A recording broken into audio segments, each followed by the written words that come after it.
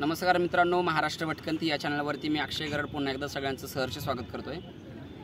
आज आपण ज्या ठिकाणी आलेलो आहोत तो आहे घोराडेश्वरचं लेणी म्हणा किंवा घोराडेश्वर मंदिर, म्हणजे ते आहे या घोराडेश्वरच्या डोंगरावरती। तर जवळपास आम्ही आत्ता जवळपास आमची 15 जणांची टीम आहे। त्यापैकी काही जण पुढे आहेत आणि काही जण माझ्यासोबत आहेत।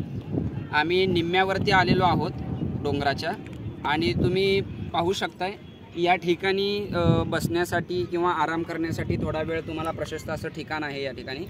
आणि समोर जर तुम्ही पाहिलं तर हे जे पूर्ण जंगल टाईप जे झाडं दिसत आहेत तो मिलिटरी एरिया आहे या ठिकाणचं। आणि त्याच्या तिथं जो मंदिर दिसतंय छोटंसं, तर ते मंदिर म्हणजे कुंडमाळा आहे तिथं।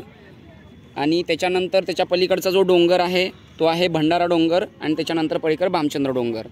त्याच्याचबरोबर आपण ज्या ठिकाणी आत्ता आलेलो आहोत ते आहे घोराडेश्वर मंदिर, या घोराडेश्वर डोंगर। आणि या ठिकाणचं काय इतिहास आहे ते या ठिकाणी आपल्याला सुतार महाराज सांगतील। तर सुतार महाराजांना मी विनंती करतो की त्यांनी या ठिकाणचा इतिहास आपल्याला सांगावा। रामकृष्ण हरी।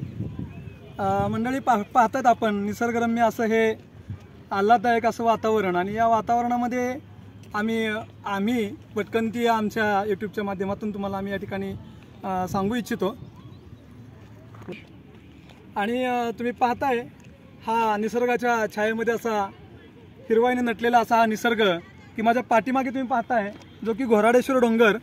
या ठिकाणी देहूचे वैराग्याचे मूर्तिमंत पुतळे जगद्गुरू तुकोबाराय, की ज्या तुकोबारायांनी या ठिकाणी अनेक भागवत ग्रंथांची अनेक पारायणे केलेली आहेत। आणि ज्या डोंगरावरती जगद्गुरू तुकोबाराय ध्यानस्थ बसत होते तो डोंगर म्हणजेच हा साक्षी देणारा घोराडेश्वर डोंगर। आम्ही या घोराडेश्वर डोंगरामध्ये या ठिकाणी आता आलेलो आहोत। आमचे गुरुमाऊली या ठिकाणी अक्षयजी महाराज गरड आहेत, की जे भटकंती चॅनल या माध्यमातून तुमच्या सर्वांपर्यंत हा निसर्गाचा एक अनोखा असा निसर्गाच्या छायेतला आनंद आपल्यासमोर या ठिकाणी आम्ही शेअर करत आहोत। आणि या निसर्गामध्ये आम्ही आल्यानंतर सध्या आता आपण पाहतोय की आज 9 जून 7 जूनला मृग नक्षत्राची सुरुवात झालेली आहे।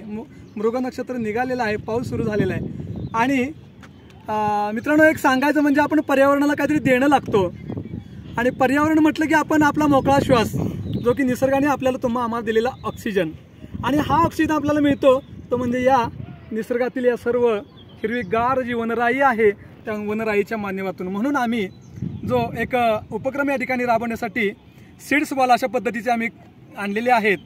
आणि या सीड्स बॉलच्या मार्फत पाऊस पडला की ही माती विरघळली जाणार, आणि या मातीमधलं जे असणारं बीज आहे त्या बीजामधून या ठिकाणी रोपाची वाढ होणार, आणि त्या रोपाचा वृक्ष होणार।